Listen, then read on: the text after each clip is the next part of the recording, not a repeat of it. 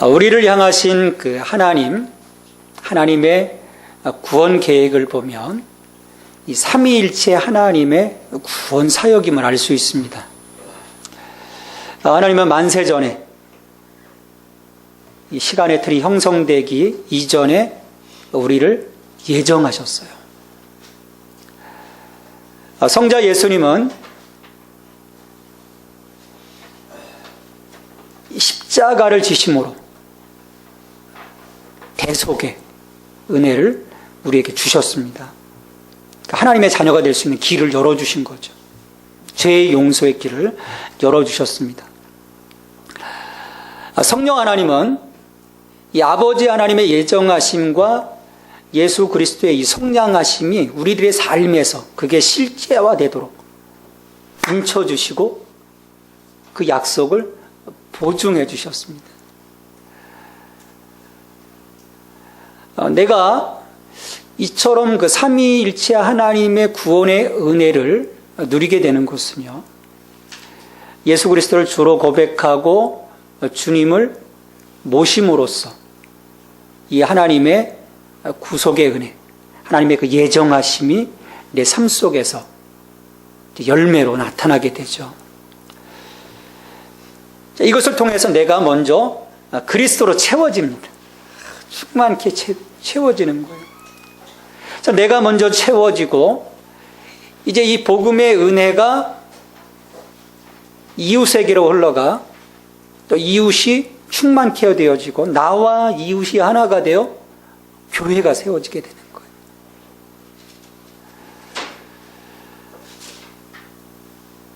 이 교회가 세워지고 하나님은 이 교회를 통해서 이제 그 만물에게까지 이 하나님의 그 충만함이 흘러가서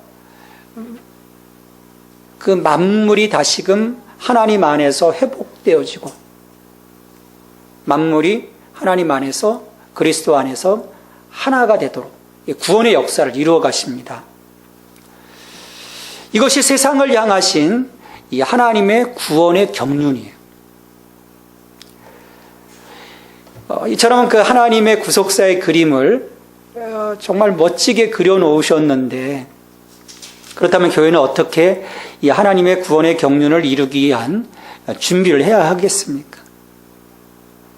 하나님께서 이 교회를 보실 때 준비가 되어 있으면 이 교회를 이 시대에 사용하실 거예요.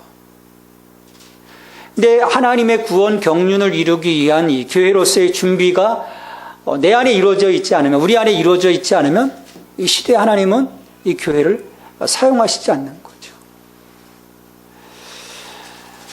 우리는 이 에베소 교회를 향한 그 사도 바울의 그 기도, 오늘 본문이 이제 에베소 교회를 향한 사도 바울의 기도예요. 구원의 경륜, 그 하나님의 구원의 경륜을 좀 이들이 깨닫고 그 하나님의 구원의 경륜을 이루어 가기 위한 교회로서 갖춰야 할 그 영적 요소를 위해서 기도를 하고 있습니다. 왜냐하면 그리스도가 우리를 위해서 이루신 이 구원의 사역이 이 교회를 통해서 만물 가운데로 흘러가서 만물이 하나 되어질 수 있는 그 통로로 이 교회를 하나님이 세워주셨기 때문이에요.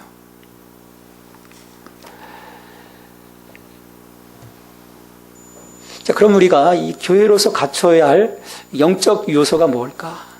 오늘 말씀을 보면 5가지의 그 영적 요소에 대해서 말씀을 하고 있습니다.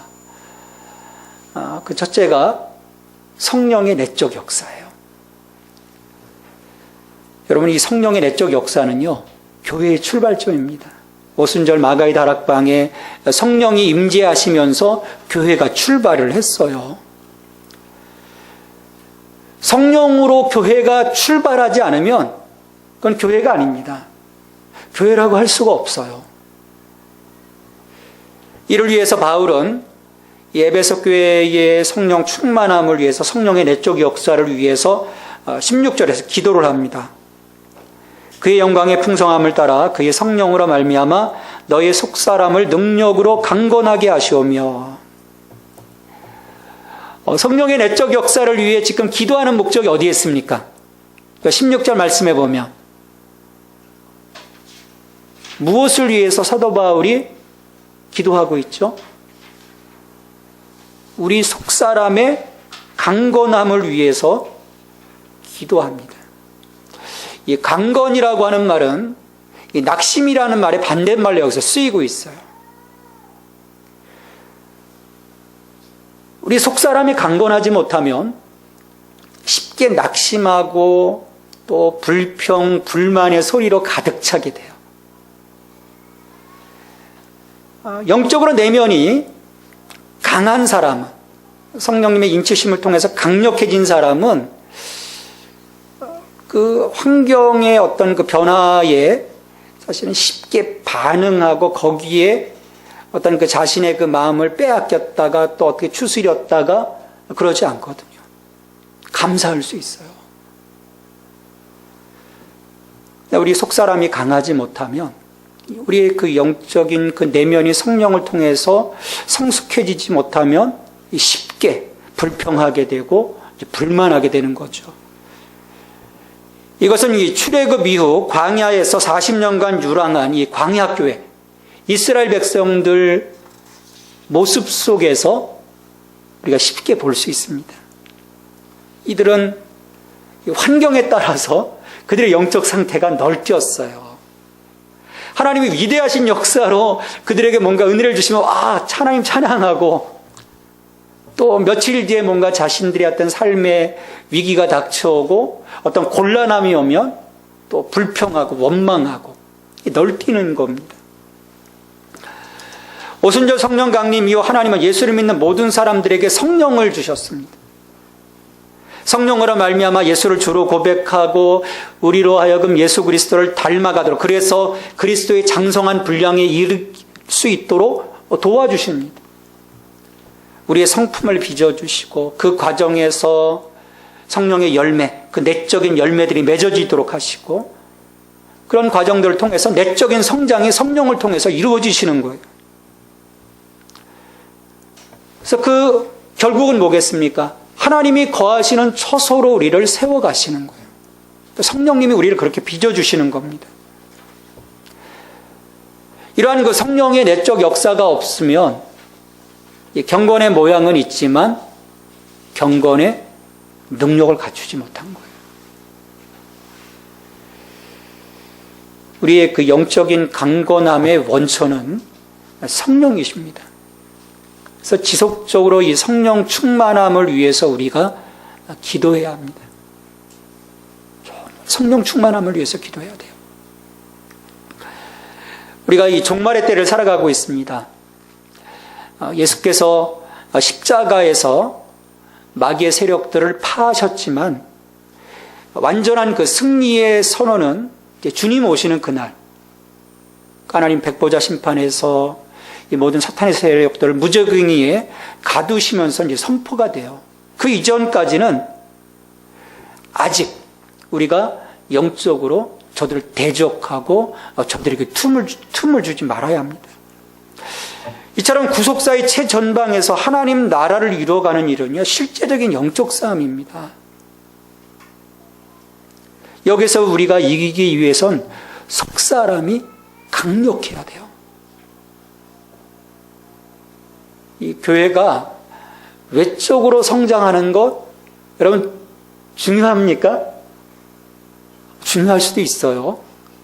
뭔가 갖추고 또 어떤 그 외부를 향해서 뭔가 할 수 있겠다는 그런 생각을 갖습니다. 근데 그렇게 중요하지가 않아요. 실은. 왜냐하면 성령의 기름 부으심을 통해서 내적으로 성장해지고 내적으로 강해지는 것이 더 중요합니다. 속사람이 강하지 못하면 교회나 성도는 순식간에 무너지고 맙니다. 우리가 성령에 사로잡혀 있지 못하면 순식간에 넘어지고 마는 거예요. 그런 현장들을 우리는 쉽게 볼 수 있어요. 그래서 우리가 성령의 내적 성장을 위해서 정말 성령 안에서 깨어 기도해야 합니다. 두 번째 요소는 그리스도의 내주하심입니다. 이로 해서 바울이 그리스도의 내주하심을 위한 이 성도의 의지적인 결단이 이루어질 수 있도록 17절에서 기도하고 있어요. 믿음으로 말미암아 그리스도께서 너희 마음에 계시게 하시옵고, 믿음으로 말미암아 그리스도께서 너희 마음에 계시게 하시옵고. 이 그리스도의 이 내주하심은요, 이 첫 번째 요소와 연결이 됩니다. 성령님으로 말미암아, 이 성령님의 그 내적 역사를 통해서 우리가 예수님을 주로 고백하고 예수님을 내 삶의 주인으로 모실 수 있기 때문이에요. 지금 5가지의 기도를 해가는데 하나하나가 다 연결되어져 있고, 또 첫 번째 기도로부터 마지막 5번째 기도로까지 점차 강화되어져 가고 어떤 그 영적인 그 상태들이 올라가는 것을 볼 수 있어요. 사도 바울이 여기서 그 그리스도의 내주하심을 위해서 기도하는 것은 이 회심을 위해 그리스도를 최초로 모시는 그 영접하는 그 순간에 초점이 있지 않습니다. 그 이후, 내가 예수 그리스도를 영접하고 그 이후 계속되어지는 이 그리스도의 임재와 관련이 되어 있는 기도예요. 그러니까 사도 바울은 어떤 그 예수 그리스도가 내 삶 속에 일시적으로 거주하는 그런 것이 아니라, 그런 상황이 아니라 내가 하나님 앞에 서는 그 날까지 지속적으로 거주하시는 그리스도의 내주하심에 대해서 말씀을 하는 것입니다. 성령의 역사하심을 통해서 우리가 언제나 그리스도 안에서 살아가는 것, 그리스도 안에 뿌리를 받고 거기에서 나의 삶이 세워져 가는 것, 그것을 위해서 사도 바울이 기도하고 있어요. 그리스도를 내 안에 모시는 것, 여러분, 이게 자동적으로, 내가 자동적으로 되어지는 걸까요?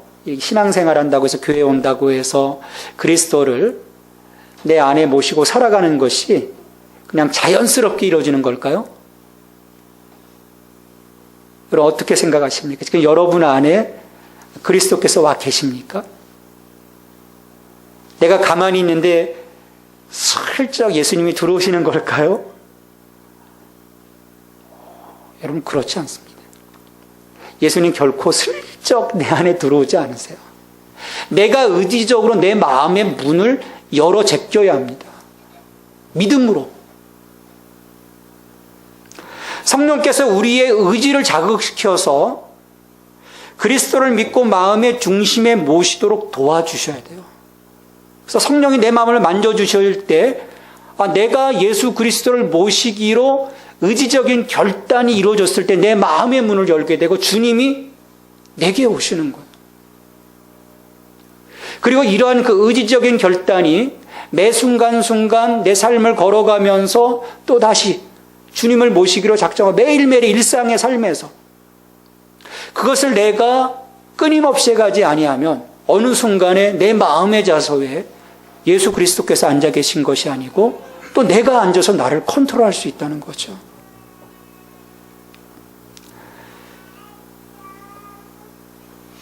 이 마음은 한편으로는요, 한없이 완고해질 수도 있습니다. 강팍해질 수가 있어요. 또 한편으로는 하나님께 한없이 순종할 수도 있습니다. 내가 누구를 모시고 살아가느냐에 따라서, 누구의 소리를 기울이느냐에 따라서 이 마음의 성향이 달라집니다. 육성의 귀를 기울이면, 사탄의 지배를 받으면 강팍해질 것이고, 성령님의 음성에 노할 것입니다. 하지만 우리가 그리스도를 모시고 살아간다면, 성령님을 통해서 내 속사람이 주님을 모시고 살아간다면 우리의 생각과 행동이 조금씩 달라지게 될 거예요. 그리스도처럼 되어져 가는 거죠. 그러기에 우리 안에 이 그리스도의 내주하심을 위해서 우리가 날마다 기도해야 합니다. 생각나면 기도하는 것이 아니고 이건 지속적인 기도여야 돼요. 특별히 교회의 머리이신 예수 그리스도가 내주하지 않으면 교회는 이미 죽은 것입니다. 우리 안에, 이 교회 안에 그리스도께서 내주하시고 그리스도께서 통치하셔야 돼요. 그리스도가 주인이셔야 합니다. 머리가 없는데 어떻게 살아있는 교회라고 할 수 있겠습니까? 그래서 우리가 끊임없이 그리스도의 내주하심을 위해, 내 삶 가운데 또 이 교회 가운데 그리스도의 내주하심을 위해서 우리가 기도할 수 있어야 하는 것입니다. 세 번째 요소는요, 사랑입니다. 17절 하반절 말씀 보시면, 너희가 사랑 가운데서 뿌리가 박히고 터가 굳어져서, 너희가 사랑 가운데서 뿌리가 박히고 터가 굳어져서, 교회의 이 정서적인 상태를 말씀하는 거예요. 교회가 사랑에 터가 박히고 그 사랑을 기초로 해서 세워져 나갈 때 교회의 정서적인 상태는 사랑입니다. 이 사랑은요, 타락한 인간에게서 나올 수 없는 사랑이에요. 하나님으로부터 오는 사랑, 그 삼위일체 하나님의 사랑이에요. 성부, 성자, 성령 하나님이 서로 사랑하심으로 하나가 되는 그 사랑. 이 속성적인 사랑이 성령님의 역사하심으로 말미암아 우리 하나님 자녀들에게 전달이 되는 것입니다. 하나님이 보여주시는 거죠. 하나님의 그 예정하심과 그리스도의 성량하심과 성령님의 그 인쳐주심을 통해서 그분이 우리를 얼마나 사랑하시는지, 그 사랑이 우리에게 밀려오도록 그 사랑 속에 우리의 삶의 뿌리를 내려가는 거예요. 그 사랑의 정서 속으로 우리가 들어가는 것입니다. 이 사랑은요, 교회가 뿌리를 받고 털을 잡아야 할 기초입니다. 우리 개개인의 삶도 마찬가지죠. 우리가 서로 사랑함으로써 그리스도의 제자됨을 세상이 안다고 예수님께서 말씀하셨어요. 우리 고린도전서 13장에서도 사랑이 없으면 저들이 아무리 방언을 하고 천사의 말을 하고 찬양의 소리를 높여도 뭐와 같다고 했습니까? 울리는 꽹과리와 같다라고 했어요. 교회가 정서적으로 사랑이 그 가운데 뿌리 내려 있지 않으면요, 그들이 고백하는 그 모든 그 믿음의 진정성이 없는 겁니다. 그렇기 때문에 울리는 꽹과리인 거예요.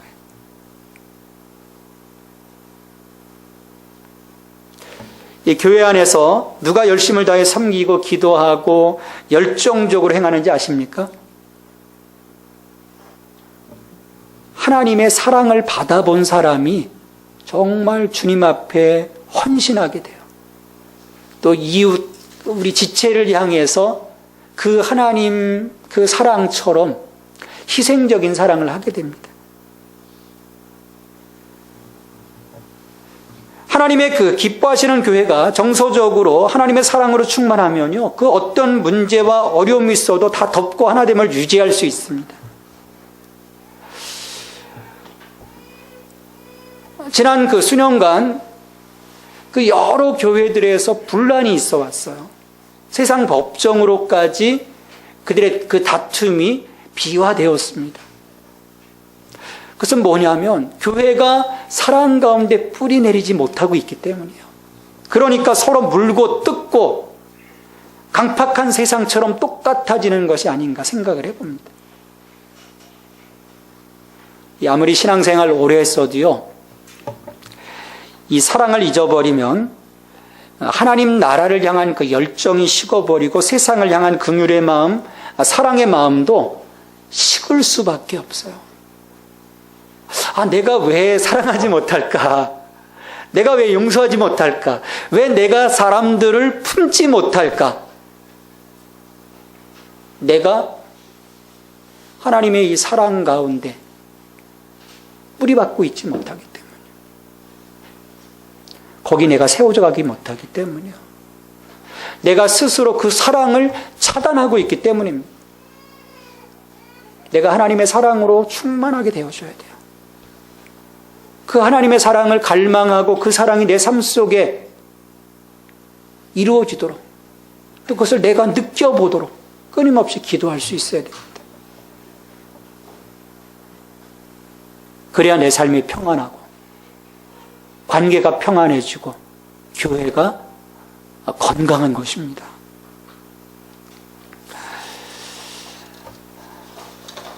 네 번째 영적인 요소, 교회가 갖춰야 할 그 네 번째 영적인 요소는 거룩한 지식과 깨달음이에요. 공급입니다. 공급. 내가 오늘 그리스도를 공급받고 있는가? 생명의 양식이신 그리스도, 생명의 음료이신 예수 그리스도를 내가 공급받고 있는가? 이를 위해 바울은 에베소 교회 성도들이 그리스도의 사랑에 대한 지식과 깨달음을 갖도록 기도를 합니다. 18절, 19절 말씀 같이 읽습니다. 능히 모든 성도와 함께 지식에 넘치는 그리스도의 사랑을 알고 그 너비와 길이와 높이와 깊이가 어떠함을 깨달아.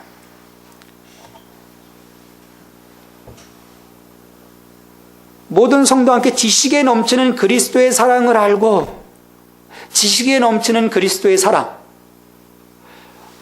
예수 그리스도의 그 희생적 사랑은 우리의 상식을 사실은 뛰어넘는 사랑이에요.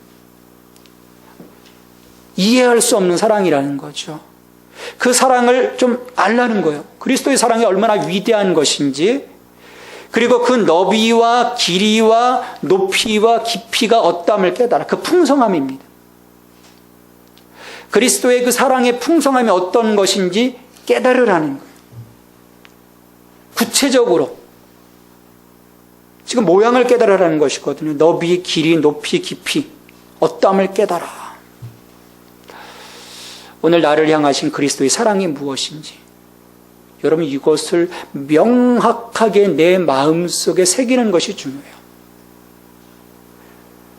그리스도께서 내게 무엇을 주셨는지, 그리스도께서 내게 어떤 사랑을 베풀어 주셨는지 명확하게.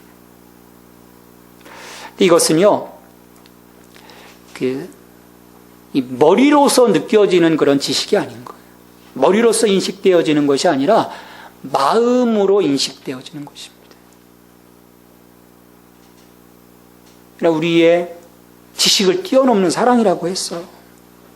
그러면 우리가 왜 이 그리스도의 사랑을 알아야 합니까?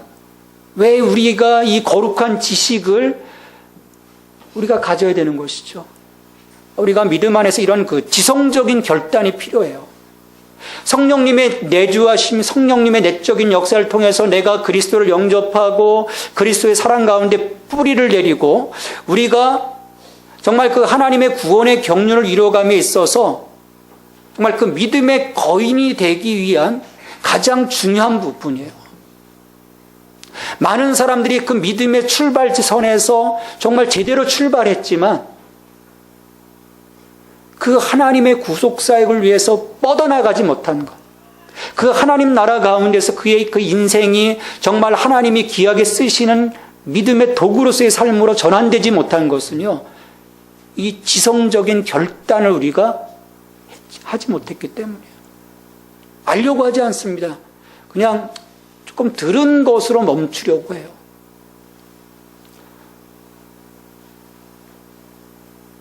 그리스도의 사랑은 단순하게 알 수 있는 것이 아닙니다. 너비와 길이와 높이와 깊이가 어떠함을 깨달아. 내가 하나님을 사랑하기 위해서는요, 하나님을 향한 참된 지식이 있어야 합니다. 그래야 내가 하나님을 사랑할 수 있고 하나님을 예배할 수 있어요. 하나님께 내 목숨까지도 드릴 수 있습니다. 내가 헌신하지 못하는 이유가 내가 하나님을 몰라요. 그리스도의 사랑을 잘 알지 못합니다. 하나님에 대한 지식이 온전할 때 내가 누구인가라는 질문에 우리가 정확하게 답할 수 있어요. 내가 누구인지.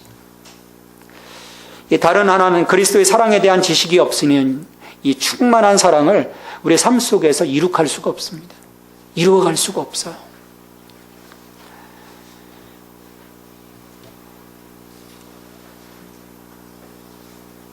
이 그리스도의 사랑, 그것을 우리의 마음 속으로, 우리의 삶 속에서 경험함으로, 정말 내 삶 속에 뼈저리게 그것을 느낄 수 있어야 돼요. 그럴 때 내가 최선을 다해서 주님을 섬기게 되고 이웃을 섬기게 되고 주님을 위해 나를 드리면서 주님의 뜻과 말씀에 순종하는 삶을 살아가게 됩니다. 알고 깨닫고 이 지성에 대한 이 결단, 주님 앞에 서는 날까지 계속 되어야 합니다. 우리 요한복음 17장 3절에서 영생은 곧 유일하신 참 하나님과 그가 보내신 자 예수 그리스도를 아는 것이다라고 말씀을 했어요. 영생은 삼일체 하나님을 알아가는 거예요. 이 과정을 통해서 하나님과 깊은 교제함을 우리가 이루어갈 수 있게 되죠. 영생은요, 단순하게 우리의 삶이 영원 무궁토록 늘어지는 것을 말하지 않습니다. 삼위일체 하나님, 이 하나님과의 교제함을 통해서 이루어지는 그 시간을 말하는 거예요.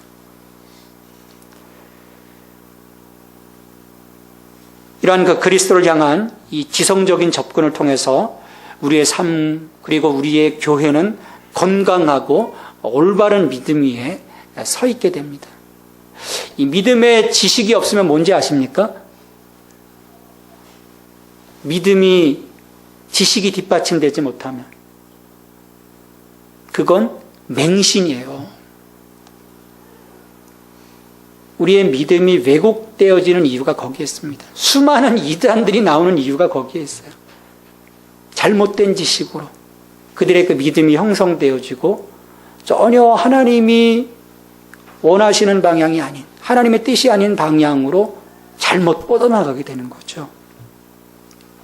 자, 이처럼 성령의 내적인 역사, 그래서 우리의 속사람을 강건케 해주시고 영원토록 그리스도가 내 삶 속에 거하시도록 또 우리의 의지적인 결단을 통해서 주님을 내 마음속에 모시고 또 그분의 그 사랑 가운데 내가 뿌리를 받고 자라고 그리고 지성적인 결단을 통해서 나를 향하신 하나님의 이 구속사를 통한 그 사랑을 끊임없이 내가 인지하고 거기에 대해서 감사하고 찬송하고 이러한 그 내적인 성장의 이 과정들을 통해서 우리가 이루어야 할 목표가 무엇이겠습니까?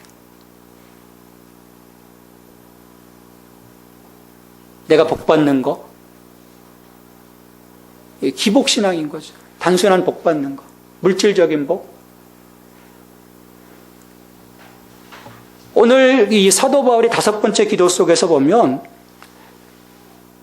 마지막 우리의 궁극적인 목표는 하나님의 모든 충만하심으로 충만하게 되는 것입니다.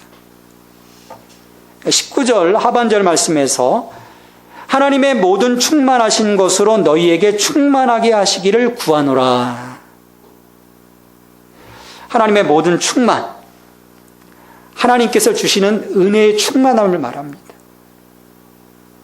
하나님의 임재, 하나님의 통치, 또 그리스도의 내주하심, 성령님의 인도하심, 이 구속사의 은혜 가운데 나타나는 그 모든 것, 그 하나님의 그 충만함, 그 신령의 충만함, 결국 그 마지막 꼭지점은요, 그리스도입니다. 우리가 하나님의 모든 충만함에 이른다고 하는 것은요, 우리가 그리스도처럼 되리라고 하는 것이에요. 그게 우리 교회를 향한 하나님의 약속이고 하나님의 목적입니다. 교회는 그리스도로 충만하게 채워지고 이웃을 향해서 그 충만함으로 나가야 하는 거예요. 교회가 잘못 갖고 나가니까 교회가 욕을 먹는 것입니다. 교회는 구제단체가 아니에요. 자선단체가 아닙니다. 사람들을 계몽하는 단체가 아니에요. 그리스도가 충만하여 그리스도를 들고 나아가 사람들을 살리는 것이 교회입니다. 우리가 그 목적을 분명히 하지 못하니까 교회가 세상에서 빛과 소금의 역할을 감당하지 못하는 거죠. 만일 우리가 우리의 힘만으로 나간다면요, 한계에 부딪히게 됩니다. 언제나 성도와 교회는 예수 그리스도 안에 예수 그리스도의 충만함으로 나가야 돼요.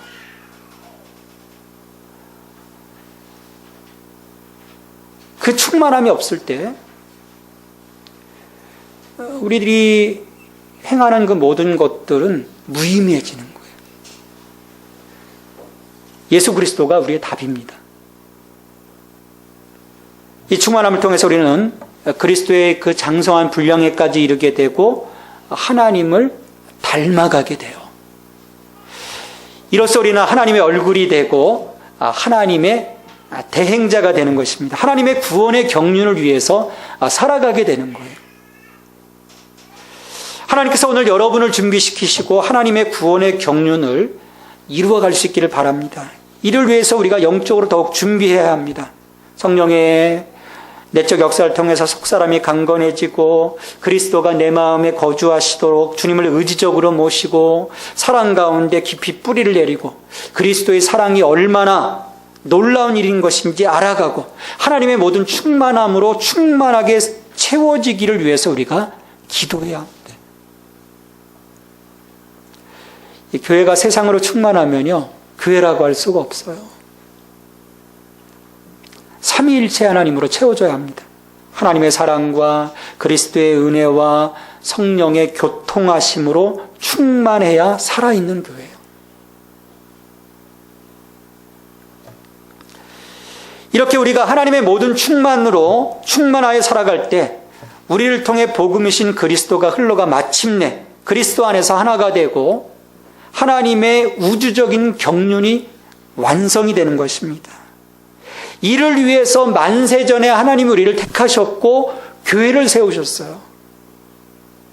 이게 하나님의 큰 구원의 계획입니다. 교회가 이 디테일함을 잃어버렸어요. 전혀 엉뚱한 쪽으로 나아가고 있습니다. 오늘 우리에게 주어진 이 시간을 우리는 허비할 수 없습니다. 이 하나님의 구원 역사를 위해서 오늘도 힘써 우리 자신을 영적으로 강화시켜서 그 현장에서 쓰임받을 수 있는 거룩한 교회, 거룩한 성도가 되어야 합니다. 그럴 때 내가 누구인지, 오늘 이 땅에서 나는 누구인지를 볼 수 있게 되는 거예요. 하나님이 나를 얼마나 귀하게 쓰시는지, 하나님이 나를 통해서 이루고자 하시는 그 간절함이 무엇인지를 보게 되는 것입니다.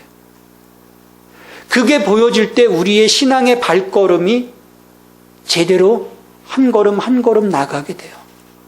그 아버지 하나님의 간절하심을 내가 인지하지 못하고 그것을 내 마음속에 새기지 못할 때 나의 이기적인 마음으로 우리는 신앙의 삶을 살아가게 돼요. 하지만 하나님은 나를 통해서 생명이 바깥으로 흘러가기를 원하십니다. 내 안으로 채워지는 것이 아니라 내게 부어주시고 이것이 차고 흘러넘쳐서 세상 가운데로 나가도록. 그래서 하나님이 나를 세워주신 거예요. 나를 이 세상 가운데 현존케 하시는 것입니다. 이와 같은 구속사의 영적 흐름에 늘 강력한 기도로 대처함으로써 우리의 삶이 뒤처지지 않고 도태되지 않고 늘 앞서감으로써 하나님의 기쁨이 되고 자랑이 되기를 주님의 이름으로 축원합니다. 아버지 하나님 참 감사합니다. 저희들의 삶 가운데 함께 하시고 저희들을 세워주시고 이 마지막 때 하나님의 구원 역사를 위하여 저희들을 세워주시니 감사를 드립니다. 우리를 하나님의 자녀로 세워주셨고 우리에게 하나님의 영광으로 살아가도록 하신 아버지 하나님, 주님, 그 영광의 삶이 우리를 통해서 복음이 흘러 이웃들이 하나님께로 돌아와 교회가 되어지고 그 교회가 만물에게까지 그리스도의 충만을 전에 만물이 그리스도 안에서 하나가 되어졌을 때 그와 같은 영광을 받으심을 저희들이 보게 됩니다. 하나님, 헛된 것 바라보지 않게 하여 주옵소서. 아버지의 뜻을 바라보게 하시고 아버지 하나님의 목표를 바라보게 하시고 그 목표 속에서 우리의 삶을 채워가시는 하나님의 은혜로 살아갈 수 있도록 성령님의 능력으로 살아갈 수 있도록 저희 모두를 붙잡아 주시옵소서. 저들이 영적으로 더욱더 깨닫기 원합니다. 주님, 우리 자신을 향한 이기적인 마음들을 다 버리게 하시고 주님을 향한 마음, 주님의 뜻이 우선되는 저희들의 삶이 될 수 있도록, 주님 앞에 무릎 꿇는 저희들이 될 수 있도록 주님, 저희들을 이끌어 주시옵소서. 이 모든 간구를 예수님의 이름으로 기도하옵나이다.